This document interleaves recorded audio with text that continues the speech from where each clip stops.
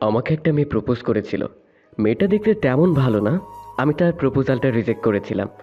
বলেছিলাম, আমি তোমাকে লাইক করি না, আমি তোমার বান্ধবী রূপাকে পছন্দ করি। প্লিজ আমাকে আর ডিস্টার্ব করবে না। পারলে আমাকে একটু হেল্প করো। কিন্তু আমি যে তোমাকে অনেক ভালোবাসি। আমাকে সত্যিই ভালোবাসো? হুম, অনেক ভালোবাসি। যদি আমাকে ভালোবেসে থাকো তাহলে তোমার বান্ধবীর সাথে আমার রিলেশন করিয়ে দিবে। এটা কেমন করে সম্ভব? আমার ভালোবাসার দুয়াই দিয়ে তুমি রূপার সাথে রিলেশন করতে চাও? ফারিয়া ক্লাস না করে কাঁদতে কাঁদতে চলে যায়।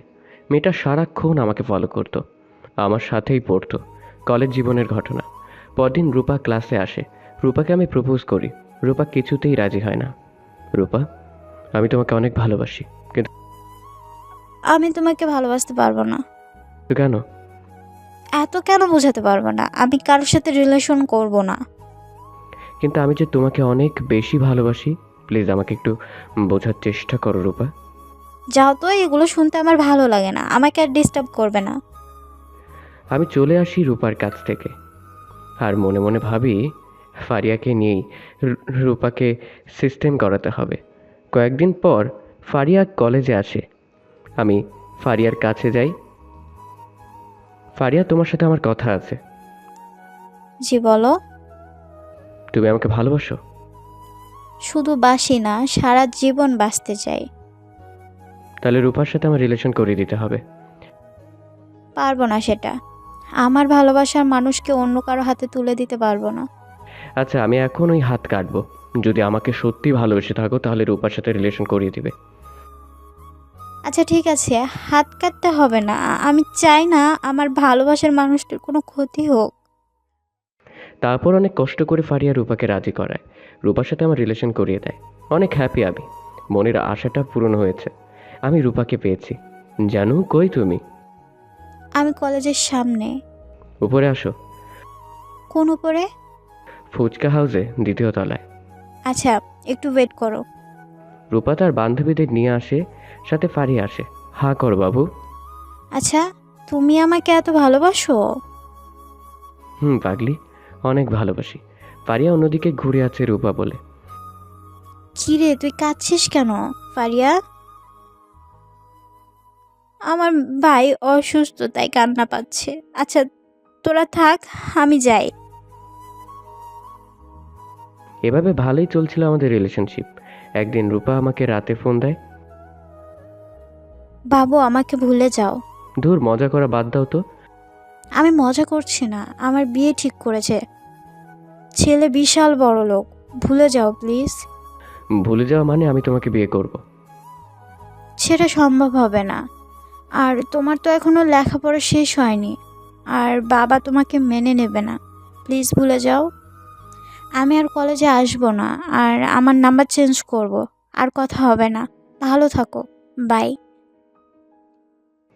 অনেক ভালোবেসেছিলাম রূপাকে, সে আর নেই। অনেক দিন কলেজে যাই না। একদিন একটা আননোন নাম্বার থেকে কল আসে। হ্যালো। আমি ফারিয়া। কি হলো, কলেজে আসো না কেন? যার জন্য কলেজে যাব সে তো আর নেই। রূপার বিয়ে হয়ে গেছে। হ্যাঁ আমি জানি। আচ্ছা, আমার সাথে দেখা করতে পারবে? আচ্ছা, কোথায়? কাল তাহলে কলেজে এসো। ঠিক আছে। পরদিন আমি কলেজে যাই, ফারিয়ার সাথে দেখা করি। চলো। চলো, এই ফাঁকা জায়গাতে বসি। কি, মন খারাপ অনেক? হ্যাঁ, অনেক মন খারাপ। কি জন্য? তোমার জন্য। আমার জন্য কেন? তোমাকে অনেক কষ্ট দিয়েছি তাই। কই, আমি তো কোনো কষ্ট পাইনি। আচ্ছা, তুমি এখনো কি আমাকে ভালোবাসো? বাসি তো। তুমি না বাসলেও আমি সারা জীবন তোমাকে ভালোবেসে যাব। সরি। সরি কেন?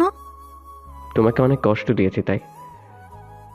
কই, তাতে আমি কোনো কষ্ট পাইনি। এখন ভালোবাসতে চাই। হুম।